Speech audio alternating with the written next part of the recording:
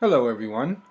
Um, Exciting news. I finally have the house or a house to myself, so I don't have to lock myself in a bedroom and record from a bed. So you can actually see I do have a living room. I'm actually at my mom's place right now in Minnesota. But anyways, um, this is lesson 3, and as I promised, this is going to be a very short lesson. It's like 5 or 6 slides. It's on research ethics. That's not because research ethics are not important. They're very important, but it's a shorter lesson because the focus of the class is on doing the research, like how to do the research. There's not as much focus on the ethical components, but we could talk, I mean, obviously at length about research ethics if we wanted to. So please do take this seriously. At the outset, I want to say just make sure that you keep pressing along, plugging along. Make sure you keep up with your syllabus, okay? That syllabus is your best friend. Especially in an online, it's always your best friend, but especially in an online course. We don't see each other every day, so you've got to just keep on track. You have to exercise a lot of responsibility. Okay, make sure you look at that schedule and know when stuff is due, when you should be reading stuff. Just keep up. Make sure you know when the exam date is, the midterm exam, um, and um, and yeah, just keep up. I got your reflection paper number 1. I'll grade those and post the grades soon. You have your reflection paper number 2 due on June 12th, on this coming Friday, the day after tomorrow. Well, I'm recording this on Wednesday. I don't know when you're watching this, but it's due on June 12th. So so yeah, that's it. So let me get into this. Research ethics, lesson 3. This corresponds to one of the chapters in the book. If you wanted to read it, you don't have to. I didn't assign it. I didn't assign the chapter just to try to make the reading load a little bit lighter in a pretty intensive course. But you can certainly read the chapter if you want for further information. I won't test you on anything that's not in this PowerPoint lecture, however. So, first of all, it's really important to treat your subjects ethically in research. Now, the subjects are the people that we get information from, basically, in a research project, okay? So, if you do a survey, the people that you are surveying, we call them subjects, right? Some people don't like the term. Maybe it's not the best word, but that's the word that we use. Um, Same thing if you're doing an experiment. If you're measuring cause and effect, you try to measure cause and effect, the effect of something on people. Those people that you are using in your study, the people that are giving you information that you're studying, that you're testing, those people are called subjects. And it's universally recognized we have to treat these people ethically. Think about why.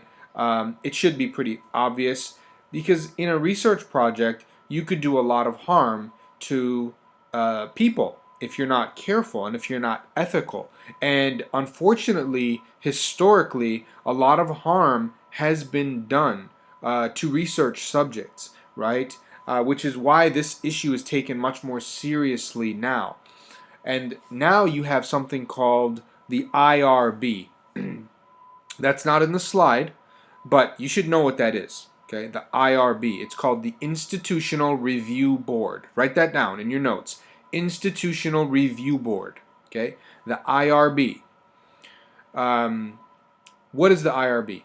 The IRB is basically an ethical review board, and most every university has an IRB. It's basically a group of people that are responsible for reviewing your study, your proposal, not your completed study, but your proposal for a study, right?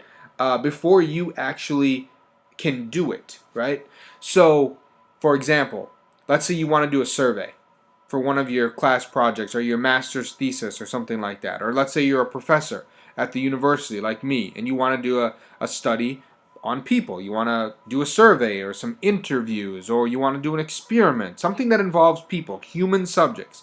I have to send the proposal, or you would have to send your proposal to the IRB board at the University of North Alabama. They'll look at your proposal in a lot of detail to find out what you plan on doing with people. They'll look at your measurement instruments, like your survey questions and everything that you're putting into your study, and they'll make a determination. They'll say, yes, go for it, go forward, this is a good study, it's useful, and it's not going to hurt anybody. Or they'll say, no, this study is harmful, it's going to harm human beings, so you can't do it. So you can't do your study unless you get that approval. And the reason why the IRB was instituted, as I said, is because historically some researchers did a lot of harm to researchers during World War II and before. They did. Some researchers did horrible experiments on Jewish people, right, using them as subjects and causing great harm. In the United States, this was done. Research was done using African Americans as human subjects. In one study that you may have heard of, because it was in Alabama, in Tuskegee, or Tuskegee, I'm not sure how you pronounce it, I think it's Tuskegee. Anyways, they did a study, horrible study, where they basically inflicted a bunch of black men with syphilis. And to see what would happen. Well, let's see what happens when people get syphilis, right? And that's, it's beyond, it's unspeakable. And some of them, got really sick. Some of them died. And so, anyways, I'm giving you kind of the background. And there are other examples, but I'm giving you the background, why this is so important. The IRB is critical, and ethics in general, research ethics, are really important. So, think about these examples. These are just for you to think about. Do you think it's okay to secretly record conversations for research purposes if there's no other way to obtain the information? What do you think? Could that cause harm to somebody, right? Is it okay to show kids violent programming to see its effects? Let's say you want to find out what the effects of violent movies are on kids. Is it okay to sit kids down and have them watch violent movies? I don't think an IRB would approve that in 2015. Is it okay to deceive subjects by telling them that they're entering some sort of a contest when in fact they're actually signing up for a research study? So you're like deceiving them? Is that ethical? Depends on the circumstances. The IRB will approve stuff. I had a study where I deceived my subjects, but it was for the purposes of the research, because if they would have known what the research was about, I wouldn't have been able to get valid results. And the deception was not harmful in any way. And the IRB agreed with me. And then I told people afterwards, like, this is what I was doing. So in some cases, deception might be okay from a research perspective, and from the IRB's perspective, but in some cases it might not be okay. There was a self-esteem study example where they basically would get people, and these subjects, they would gather them and they would just like insult them, right? Just say all these horrible things to them, and to see what their reactions were. They'd be just making stuff up, like you're really ugly or whatever, and just to see what happened to people's self-esteem. Is that ethical to insult people in that way? That might be a tough one. So anyways, and there are many other examples. You can read about examples of violations. You can read examples of tricky kind of ethical dilemmas and ethical questions. So let's look at some of the ethical foundations, the ethical philosophies or theories that help people make ethical decisions based on their own ethical, moral persuasion. So you have different kinds of ethics, different kinds of moral philosophies. You have rule-based theories, which are called deontological theories. Deon is a Greek word that means duty. So these are duty-based theories. And the rule-based theories or the duty-based theories focus on the principle. Okay? They focus on the duty. You have a duty to uphold the principle. Don't think about consequences of what might happen. Just do what's right. Just do what is right. The best example of this, to make this clear, is Kant. Immanuel Kant, who is a philosopher who proposed this idea called the categorical imperative. And what he said is, You should do something. Let's say you're presented with some ethical situation, ethical dilemma. You should do something, carry out an action, if and only if you would like to see that action implemented universally. In other words, ask yourself, would I want every other person who's put in this situation to act the way that I am acting right now? And if your answer is yes, then you should go for it. Be focused on the principle, your duty to do what is right. Don't think about the consequences. Don't think about consequences. Kant would say, you don't even know what the consequences might be. So don't think about them. So that is the categorical imperative, which is a rule-based theory. There are also teleological theories, or balancing theories, where we explicitly look for the consequences. We try to think about the consequences. Well, what would happen if I do this? What would happen if I do that? We balance the good, right? And here we're trying to maximize the greatest good for the greatest number of people, right? And that is the idea of utilitarianism. You may have heard of utilitarianism. A lot of people would say that the United States is a utilitarianist society, that it focuses on the greatest good for the greatest number of people, right? What's the consequence? What's going to happen if I do this? Are most people going to benefit or not, right? And there are criticisms of both of these perspectives, right? In terms of Kant and the rule-based theories, people say it's too absolute, too hardcore, too extreme, too strict. They say it's not practical to avoid thinking about consequences. But in terms of utilitarianism and these teleological theories, people say it's not practical to look at the consequences. And sometimes it's not because you don't know what the consequences are in many cases, or what they're going to be. People also say that sometimes the minority ends up getting left out in the cold in a utilitarianist system because we're doing what would benefit the majority, but what about, if would it be okay, for example, to steal from a few people, right? And then spread the wealth over the majority? Would that be ethical? Right? That would be, from a utilitarianist perspective, you might be able to argue that it is, but many people would disagree with that, and they would criticize that. So, and then there are other theories, relativistic theories. These are, and you've heard of relativism, I'm sure. Things are relative, right? What's good for one person may not be good for someone else. So there's no absolute right or wrong to behave. You just sort of have to examine the situation and make a decision based on unique circumstances. You also have the golden rule, which you've also heard of. The golden rule comes out of the major religious traditions. All of the major monotheistic religious traditions, like Judaism, Islam, Christianity, they all have this idea of the golden rule, which means do unto other people as you would have them do unto you. Right? Treat people like you would want to be treated. And then there's the golden mean. The golden mean. Don't get these two confused on the exam.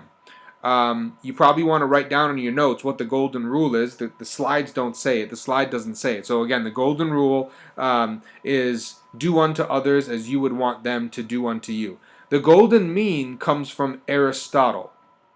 The golden mean comes from Aristotle. I think you should know that. And what Aristotle was saying is just be in the middle. Middle ground. He thought that virtue was always in the middle. It represented the balance of two extremes. So, for example, and sometimes that's not clear, so let me give you an example. For Aristotle, courage, which everyone agrees is a virtue, I mean, no one would disagree, right? Everyone thinks courage is a good thing, right? He would argue that courage is right in the middle of two extremes. There's the extreme of being a coward on the one hand, and then there's the other extreme of being foolhardy, being a brigand, where you're just like, those people that just want to fight for no reason.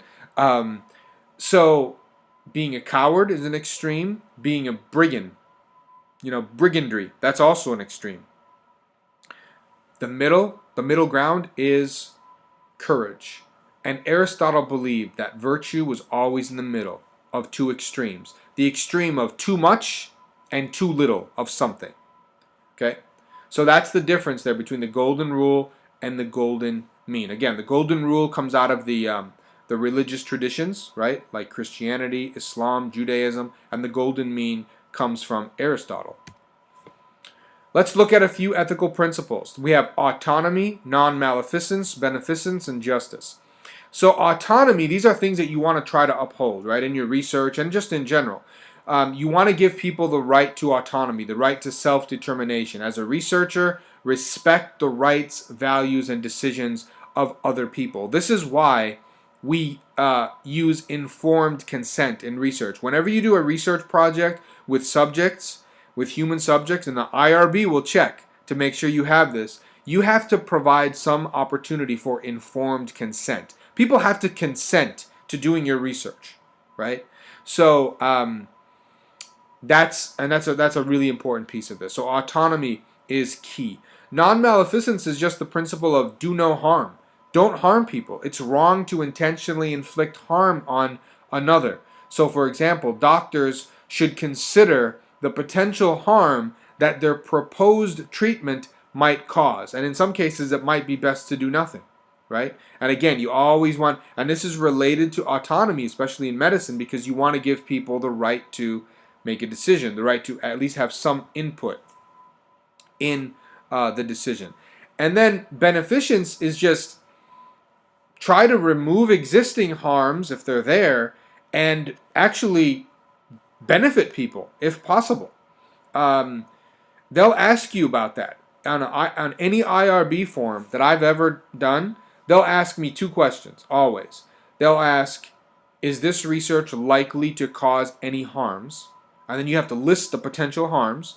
And then they'll also say, are people likely to benefit in any way from participating in this research? Like some researchers pay their subjects, or they give them gift certificates or whatever. So are they going to benefit? Or are they going to benefit by just the advanced knowledge? Are they going to learn something? And then finally, justice. You have to treat people equally. I talked about paying people. Sometimes if you have money, like if you have a grant or whatever, you might pay subjects to participate. Some of you may have participated in research projects before, and you may have gotten paid. Like if you've participated in a focus group, you may have gotten paid. Well, the key here is treat people fairly. From an ethical perspective, it's important that if you pay some people, you have to pay the others. And just treat people equally, basically, in general. So these are 4 important ethical principles. Here's kind of a summary. So I kind of read some of the literature on research ethics, and this is just kind of a summary of 8 or 9 important points. Some of which most of which I've already covered. And if you follow these, you'll be in good shape. So first of all, provide people that are being studied with free choice. They don't have to, and you have to tell people that, by the way. You do not have to participate in this study. It's your choice, right? You can't force people, right? Give them that opportunity for informed consent.